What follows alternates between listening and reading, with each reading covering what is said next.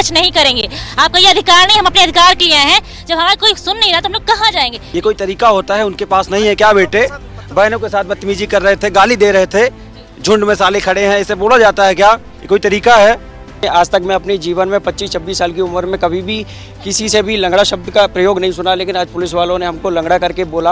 हम supreme court के order को लेकर भी हम जेल में जाएंगे क्या? यही आपके लिए एक डेमोक्रेटिक कंट्री है? एक डीजी जो हम शिक्षक हैं वो हमसे ऊपर बैठते हैं, क्या ये बात उनको शोभा देती हैं कि हमारा विसर्जन कीजिए? हम कोई गणपति हैं जो हमारा विसर्जन कर देंगे? मैं जिस फैमिली से बिलोंग करती हूँ वहाँ ये चीज़ें अच्छी नहीं मानी जाती, लेकिन मैं यहाँ सिर्फ अपने लिए आई हूँ, अपने हक के लिए आई हूँ, क्योंकि जितनी मैंने पढ़ाई की है मैं यहाँ सड़कों पे घूमने के लिए नहीं आई हूँ। पढ़ने के बाद भी आज हम सड़कों पे क्यों हैं?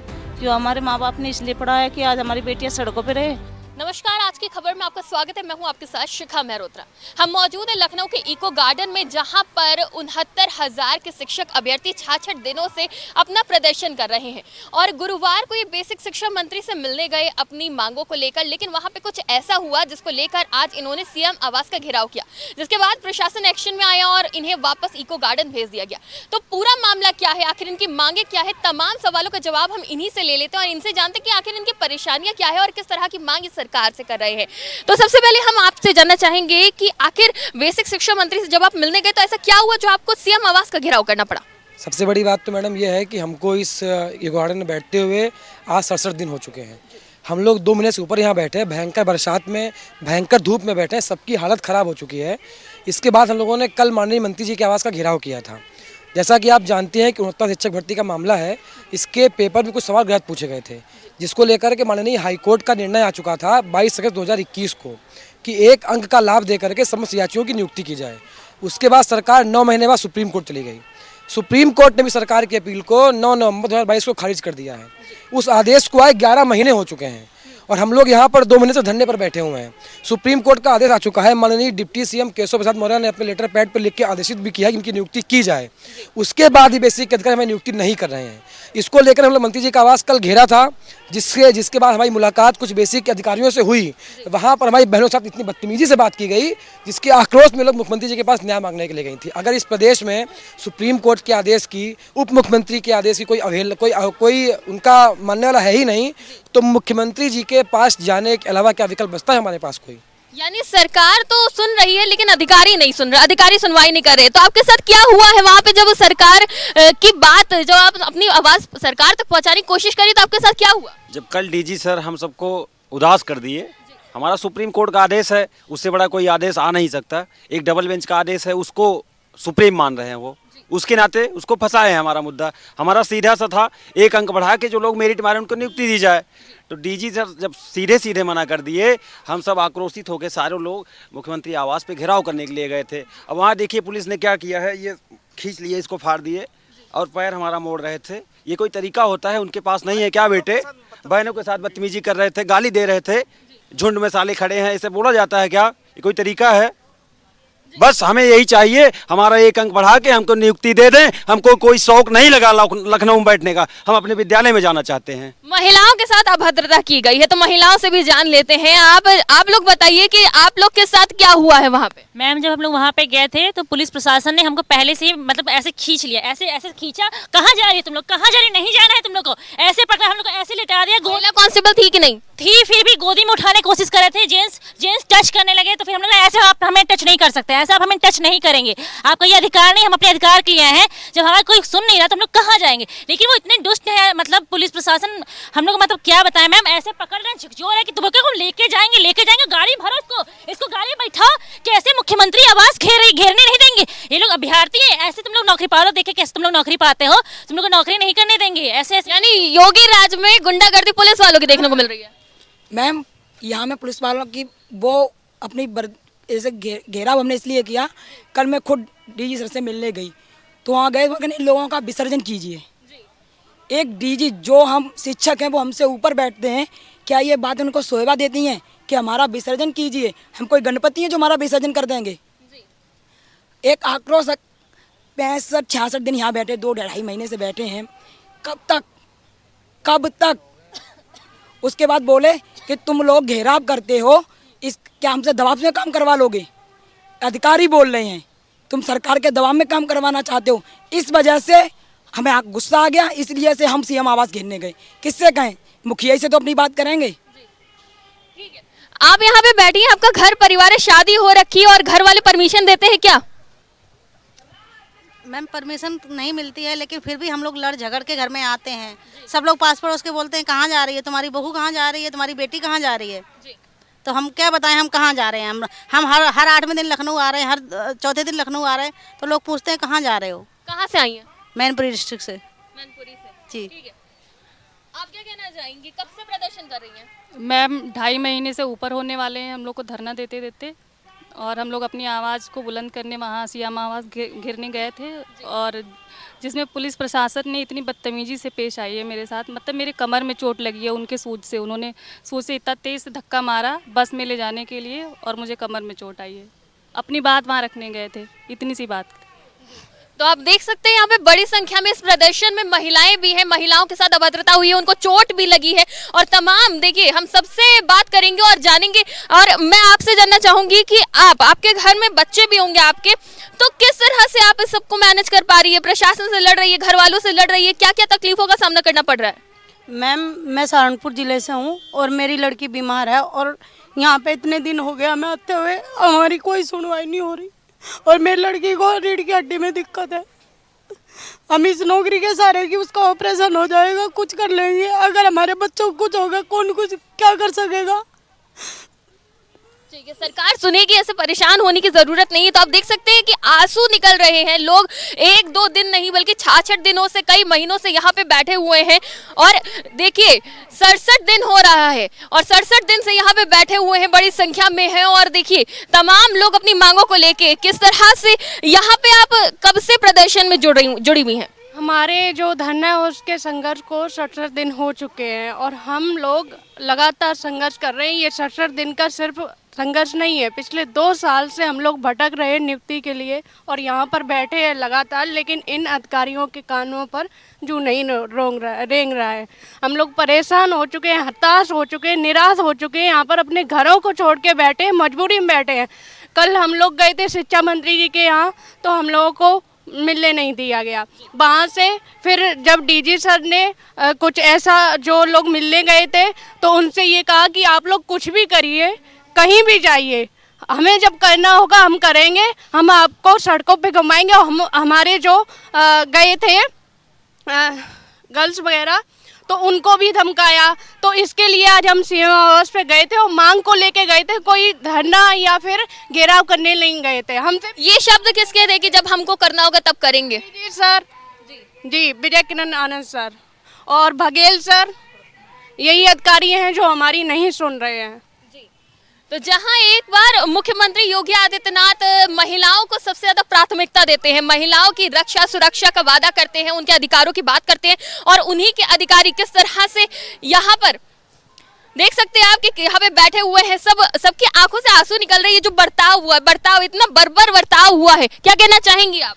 मैम हम लोग अपनी मांग को लेकर वहाँ बैठे हुए थे, प्रदर्शन कर रहे थे, मांग रहे थे कि सीएम साहब से अगर हमारी बातचीत हो जाती, उनके पहुँचे।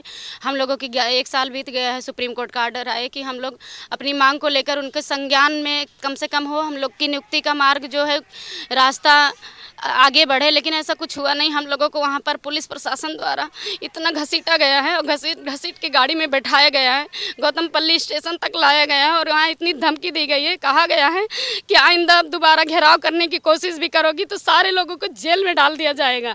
हम लोगों की इतनी धमकी देने के बाद खुद बहुत देर तक बैठे थे हम लोग, फिर वहाँ से आए हैं। लेकिन हर बार जब भी, कल भी शिक्षा मंत्री जी के यहाँ गए थे, आज मुख्यमंत्री जी के आवास पर गए थे, मिलने की कोशिश की है, लेकिन मिल नहीं पाए हैं ना कुछ नहीं। प्रशासन हमेशा हर जगह रोक देता है और यही कहता है कि जाओगे सबको, अब की बार जैसे भी कहीं घेराव किए तो तुरंत सबको जेल में डालेंगे, सारे को सारे गाड़ी में भर के जेल में जाओगे तुम लोग।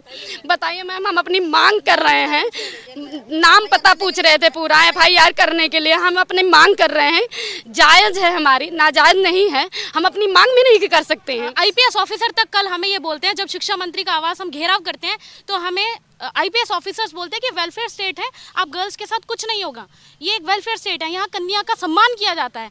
तो मुझे एक बात बताइए कि जब हम कल शिक्षा मंत्री आवास घेराव किया और उसके बाद जब हमें मिलने बुलाया गया बेसिक शिक्षा के अधिकारियों ने, डीजी सर ने और हमारे सचिव प्रताप सिंह बघेल जी ने, तो तब जब हमने अपनी बात रखी, उन्होंने सबसे पहले हमसे कहा कि आप क्यों आए हैं, आप बार बार आते हैं।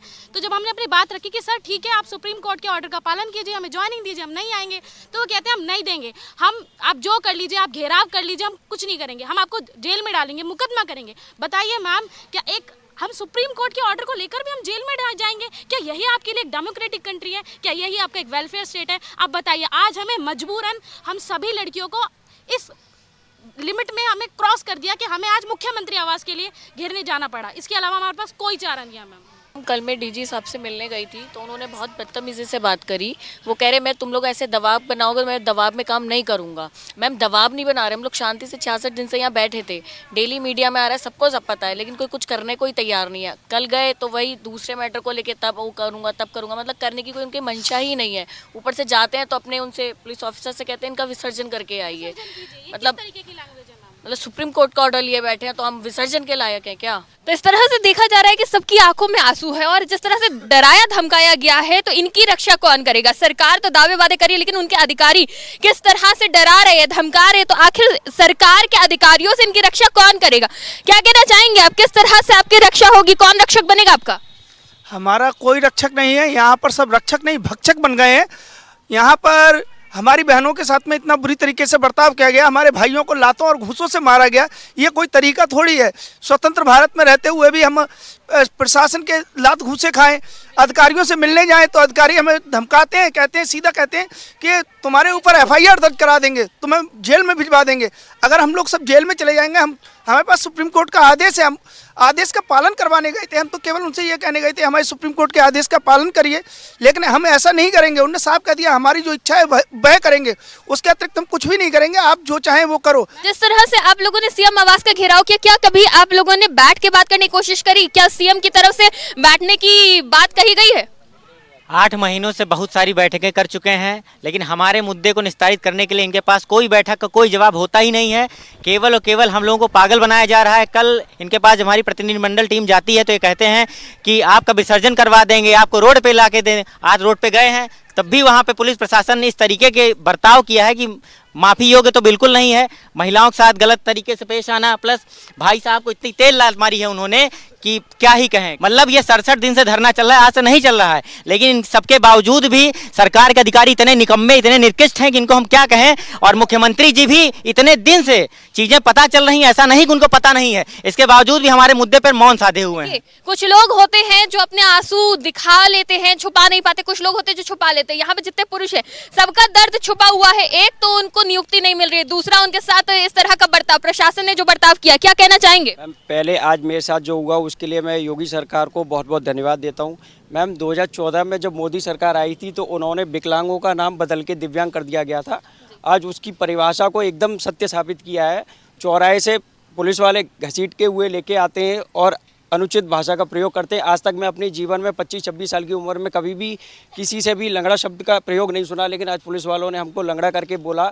ठीक है, हम जानते हैं हम शारीरिक अक्षम है, लेकिन आप उसको हमको प्रामाणिकता क्या दिखा रहे हो? हमको पता है ना, आप प्रमाण क्या करना चाहते हो? आपको हम सर्टिफिकेट लेंगे क्या आपसे? हम अपनी मांगों को लेके गए थे मैम, हमको घसीटा गया। गरीब आदमी है मैम, मोबाइल की डिस्प्ले चलेगी मैम, 2-3 हज़ार रुपये इसमें चला जाएगा, डिस्प्ले चला गया, हमको घसीटा गया, मारा गया। रोड क्रॉस हम करने में असमर्थ थे तो हमने कहा मैम आराम से हम बस में बैठ जाएंगे, आराम से, प्लीज़ हमको धक्का मत मारिए। ज़बरदस्ती घसीट के ले गए पुलिस। वो वहाँ से एक बाइक आ रही थी, बाइक आकर हैंडल में, हमारे कमर में हैंडल लगाया। अभी दर्द की दवाई खाई है, स्प्रे वगैरह लगाया, तब जाके थोड़ा रिलीफ मिला है। खाली हम अपनी मांगों को लेके गए थे मैम। कल आवास पे गए थे शिक्षा मंत्री के, वहाँ पे हमारी वार्ता निष्फल रही। डीजी साहब से हमारा प्रतिनिधिमंडल मिला जाके, लेकिन उन्होंने हमको बस यही कहा कि हम आप लोगों को सड़कों पे घूमने के लिए मजबूर कर देंगे। तो आज मजबूर होके ही हम सीएम आवास पे सड़कों पे घूमने के लिए ही गए थे, हम खाली मिलने के लिए गए थे। हमारी मांगों को ठुकरा दिया जाता है। दूसरी बात, एक वाकया आपको हम बताते हैं मैम। वहाँ पे पुलिस वालों ने हमको हमारे कपड़े देख के चिन्हित कर लिया। अरे हमारी 2 साल की पीड़ा जो है, हमारे यहाँ 67 दिन से हम जो धरने पे बैठे हुए हैं, उसकी व्यथा, उसकी पीड़ा को आप चिन्हित नहीं कर रहे हैं, आपके अधिकारी चिन्हित नहीं कर रहे हैं, आपको हमारे कपड़े ज़्यादा अच्छे लग रहे हैं, कपड़ों से आप चिन्हित कर ले रहे हैं हमको। जो हमारी समस्या है उसको चिन्हित क्यों नहीं करते?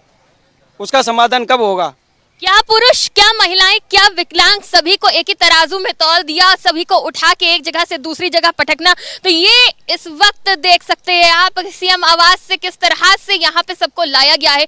बड़ी संख्या में लोग यहाँ पे बैठे हैं, कुछ अस्पताल पहुंच गए हैं। तो सीएम आवास का आप लोगों ने घेराव किया, इस तरह का ये जो बर्ताव हुआ है, क्या लगता है सीएम से कुछ उम्मीद है या फिर उनके प्रशासन ने जो बर्ताव किया है सीएम के ऊपर से भी भरोसा उठ गया है? जी मैम, पहली बात तो हम लोग घेराव नहीं करने गए थे, हम लोग सीएम साहब से मिलने गए थे। लेकिन देश का राजा ऐसा होता है कि जिसको ये पता होना चाहिए कि हमारी प्रजा कैसी है। ये कौन लोग हैं जो यहाँ पे आए हैं? आप ही के तो लोग हैं। कम से कम यहाँ पे आके अगर आप नहीं पहुँच पा रहे हैं अपने कर्मचारियों को, किसी को आदेशित करके भेज सकते हैं यहाँ पे, लेकिन वो सब चीज़ें नहीं हैं। सब ऐसे चल रहा है, केवल नाम का राम राज्य है, दिख कहीं नहीं रहा है। लगातार नियुक्तियों की बात कही जाती है, सीएम कहते हैं कि हमने इतनी नियुक्तियां की, हमने जो है युवाओं को काफी रोजगार दिया है, लेकिन आप लोगों का प्रदर्शन निरंतर चलता रह रहा है। अब पता नहीं किसको रोजगार दिए हैं मैम, ये सब चीज़ें केवल पेपरों में और कागज़ों में सीमित हैं। बाकी आप सड़क पे देखेंगे, लोगों से मिलेंगे तो कहीं रोजगार नहीं है, कुछ नहीं है। अरे जो चल रहा है, जो कोर्ट से जीते हैं उसे दे दें, बाकी ये क्या रोजगार देंगे? जो जीते हैं उन्हें उनका अधिकार दे दें, बाकी तो रोजगार तो जो दे रहे हैं वो तो सबको ज्ञात ही है। ठीक है, अधिकारों की लड़ाई चल रही है और यहाँ पे आप देख सकते हैं बड़ी संख्या में सब बैठे हुए हैं। आपके बारे में जानना चाहेंगे, कब से आप इस प्रदर्शन में जुटे हुए हैं? और एक समय सीमा होती है, एक उम्र होती है नियुक्ति की, और उस उम्र के पड़ाव पर जब इंसान पहुंचता है तो उसको ये डर सताता है कि अब नियुक्ति नहीं तो कब। मैम, हम लोग 67 दिन से यहाँ पे बैठे हुए हैं और पूरी तरह से थक हार चुके हैं। अब सिर्फ हमारा सीएम साहब से यही निवेदन है कि हमें न्याय दे दिया जाए। न्यायपालिका ने हमारा न्याय कर दिया है, अब कार्यपालिका भी हमें न्याय दे और हमें तुरंत जल्द से जल्द नियुक्ति दे और हम लोग अपने अपने विद्यालय में जाएं। बस यही हमारा निवेदन है। न्याय कहाँ रुका हुआ है? न्याय रुका हमारा जो है शिक्षा निदेशालय में, जो लिस्ट बन गई है, यहाँ सुप्रीम कोर्ट से आदेश भी आ गया है। वहाँ से इलाहाबाद निषादगंज कार्यालय से हो गया, यहाँ हमारा लखनऊ से ही जो है हमारा भी यहाँ से हो नहीं रहा है। यहाँ के जो आला अधिकारी हैं संबंधित विभाग से, वो आनाकानी कर रहे हैं जो है। इसलिए सीएम साहब के आज यहाँ गए थे जो है कि हमारा जल्द से जल्द सुनवाई किया जाए। तो यहाँ पे देखिए कि स्लोगन लिखा है कि जब न्यायालय का साथ है तो विभाग क्यों खिलाफ है? तो क्यों खिलाफ है विभाग? विभाग ऐसे धीरे धीरे जो है हम लोगों को टहलाते हुए 4 साल से आ रही है। खिलाफ इसलिए है कि ये लोग कर जो मनमानी करने पे उतारू हैं। सरकार नियुक्तियां देना नहीं चाहती है क्या? असलियत क्या है? सरकार मैडम नियुक्ति देना चाहती तो आज 1 साल से सुप्रीम कोर्ट के आर्डर को आए हुए 1 साल हो गए, और यदि देना चाहिए होती तो 1 महीने के अंदर नियुक्ति दे दी होती। अब हम लोगों का उन्होंने गलत प्रश्न बनाया, गलत प्रश्न का जब सुप्रीम कोर्ट ने उसको सही कर दिया, उनका ईगो हर्ट हो गया। ईगो हर्ट होने के कारण जो है कि ये बच्चे हमारा ईगो कैसे हर्ट कर दिए, इसलिए वो जो है हम लोगों की नियुक्ति नहीं करना चाहते हैं। जी, आपका क्या नाम है, कहाँ से आई हैं? मेरा नाम शाजिया है, मैं मेरठ से आई हूँ। जी, घर वालों ने परमिशन दे दी प्रदर्शन में शामिल होने की? हाँ काफ़ी, पर मैं अपनी फैमिली से भी लड़ी हूँ। देखिए, किसी भी लड़की के लिए आसान नहीं होता है ये सब, और आप जिस तरह से देखिए, रोइए नहीं, न्याय यहाँ पे बहुत से लोगों को नहीं मिला है और महिलाएं बहुत ज़्यादा परेशान है। अपने घर परिवार से लड़ रही हैं, सरकार से लड़ रही हैं, दुनिया से लड़ रही हैं, किससे लड़ रही हैं, क्या कहना चाहेंगे आप? देखिए, रोइए नहीं, रोइए नहीं। मैं जिस फैमिली से बिलोंग करती हूँ वहाँ ये चीज़ें अच्छी नहीं मानी जाती, लेकिन मैं यहाँ सिर्फ अपने लिए आई हूँ, अपने हक के लिए आई हूँ, क्योंकि जितनी मैंने पढ़ाई की है मैं यहाँ सड़कों पे घूमने के लिए नहीं आई हूँ। हम सिर्फ अपना हक मांग रहे हैं कि हमें हमारा हक मिले। और मेरे यहाँ पे सब बहन है, सबका दर्द, सबके अलग अलग दर्द है। सब सिर्फ इसी जॉब की वजह से ही यहाँ पर आए हैं। हम कोई वहाँ घेराव करने गए थे, हम सिर्फ, वो हमारे राजा हैं, हम उनकी प्रजा ही तो है, हम सिर्फ उनसे मिलना चाहते थे। बट जो हमारे साथ, सबके साथ जो हुआ है, वो उसकी वजह से ज़्यादा हमें दर्द हो रहा है कि हमने कुछ गलत नहीं किया, ना ही कुछ किया, और हमारे साथ ही कुछ हमारे इतने सारे भैया हैं जिनके साथ भी बदतमीज़ी हुई। मेरी बहनें हैं यहाँ पर, उनके साथ भी बदतमीज़ी। उस टाइम आप भी वहाँ मौजूद थी? जी, मेरे दोनों हाथ बहुत बुरी तरह खींचे गए। इस सबके बाद अगर आपके घर वाले ये देख रहे होंगे तस्वीरें, तो क्या लगता है आपको अनुमति देंगे अभी इस प्रदर्शन में रुकने की? मैम मैं एक तरह से दो फैमिली से लड़ रही हूँ, मतलब एक अपने घर पे भी लड़ रही हूँ इस चीज़ के लिए और यहाँ पे सरकार से भी लड़ रही हूँ। पर मुझे पता है अगर मैं यहाँ पर जीत जाती हूँ तो मैं अपने घर पे भी जीत जाऊँगी, लेकिन मुझे पहले अपनी जॉब के लिए लड़ना है। तो कई ऐसे लोग हैं जो कि अपने लिए इंसाफ की मांग कर रहे हैं, क्योंकि वो न घर के रहे हैं न घाट के रहे हैं और इको गार्डन में बैठे बैठे तपस्या कर रहे हैं। अब इस तपस्या का परिणाम सरकार क्या देती है ये तो वक्त ही बताएगा, क्योंकि सरकार कहीं ना कहीं सोई हुई नजर आ रही है। साफ तौर से जिस तरह के सबके बयान सामने आ रहे हैं प्रदर्शनकारियों के, कहीं ना कहीं एक गहरी नींद में नजर आ रही है, क्योंकि ये सिर्फ 66-67 दिन का प्रदर्शन नहीं है, ये कई साल हो रहे हैं इसको चलते हुए। क्या कहना चाहेंगी आप? जी, हमें यहाँ बैठे 67 दिन तो हो चुके हैं, लेकिन 2.5 साल से डबल बेंच का आदेश, 1 साल से सुप्रीम कोर्ट का आदेश और 5 साल हो गए हमें एग्ज़ाम दिए हुए। 5 साल में यदि हमें नियुक्त किया जाता तो अब हम कहाँ होते। हमारी पीड़ा, ना हमारे पास पैसे के छोड़ा ना हमें पढ़ाई के छोड़ा, इसी उसमें हम टेंशन से भी ग्रसित हो गए हैं, बहुत सी बीमारियों से भी ग्रसित हो गए हैं, क्योंकि सारा दिन सारी रात टेंशन रहती है कि कब नौकरी मिलेगी। पढ़ने के बाद भी आज हम सड़कों पे क्यों हैं? क्यों? हमारे माँ बाप ने इसलिए पढ़ाया कि आज हमारी बेटियाँ सड़कों पे रहे। बिना पढ़े यदि होती तो शायद हम अपने घर में होते। पढ़ लिख कर क्या कोई अपराध किया है कि आज हम सड़कों पे बैठे हैं, घूम रहे हैं इधर उधर? क्या ये पढ़ाई का करने का अपराध है या बेटियों को पढ़ाने का अपराध है? इससे तो अच्छा ना बेटियों को पढ़ाया जाए तो घर में ही रहे, कम से कम घर में तो रहेंगी, अपने सुरक्षित तो रहेंगे। यहाँ क्या हम सुरक्षित हैं? हम यहाँ आते हैं अपने घर से इतनी दूर, क्या हमें मतलब रेल में आते हैं, बसों में आते हैं, वहाँ पे भी कुछ भी हो सकता है हमारे साथ, या हम यहाँ रह रहे हैं इतने दिन से, कुछ भी हो सकता है हमारे साथ हादसा। कौन उसके जिम्मेदार? कोई भी नहीं। कोई सिक्योरिटी नहीं है हमारी, हम कहाँ रैन बसेरे में रह रहे हैं, क्या सिक्योरिटी हमारी? कुछ भी नहीं है। फैमिली भी इस चीज़ को नहीं पसंद करे, पर क्या करें, हमें अपने हक के लिए लड़ रहे हैं। और फैमिली वाले का ये है कि वो लोग शादी के लिए कर रहे हैं, हम लोग सोच रहे हैं कि हमें हमारी जॉब मिल जाए पहले, सब उसके बाद की बात है। तो बहुत परेशानी है हम लोगों को। तो सरकार के सारे दावे वादे खोखले साबित हो रहे हैं। एक तरफ महिला सुरक्षा की बात करी जाती है और यहाँ खुले आसमान के नीचे महिलाएं बैठी हुई हैं। बेटी पढ़ाओ बेटी बचाओ की बात करी जाती है। यहाँ पे बेटियां पढ़ने के बाद भी घर से बेघर है, क्योंकि वो नौकरी के लिए संघर्ष कर रही हैं अपनी मांगों को लेकर। यहाँ पे तमाम महिलाएं बैठी हुई है, पुरुष बैठे हुए हैं, और जब वो अपनी बात को सरकार तक, खुद मुखिया सीएम योगी आदित्यनाथ तक पहुँचाने की बात कहते हैं, और जब वो आगे बढ़ते कदम आगे बढ़ाते हैं तो प्रशासन की तरफ से उन्हें जिस तरह से खदेड़ा जाता है, और वो तस्वीरें काफी दुखद है और सभी की आंखों में आज आंसू भरे हुए हैं। सभी आज दर्द से, इस दर्द से नहीं कि उनको चोट लगी, इस दर्द से नहीं कर रहे, वो इस दर्द से कर रहे हैं कि वो लगातार संघर्ष कर रहे हैं, तपस्या कर रहे हैं, उसके बाद भी उनकी सुनवाई नहीं हो रही है। तो इसमें सरकार को जागने की जरूरत है। सरकार को ये सोचने की जरूरत है कि यहाँ पे उन्हीं की प्रजा है, उन्हीं की भाई है, उन्हीं की बहनें हैं, और उसके बावजूद भी उनकी सुनवाई क्यों नहीं हो रही है। सरकार, न्यायालय की तरफ से जब उन्हें इंसाफ देने की बात कह दी गई है, तो आखिर क्यों अभी तक अधिकारी इस मामले में सो रहे हैं, क्यों कोई एक्शन नहीं ले रहे हैं? वीडियो जर्नलिस्ट राजविश के साथ मैं शिखा मेहरोत्रा, आज की खबर।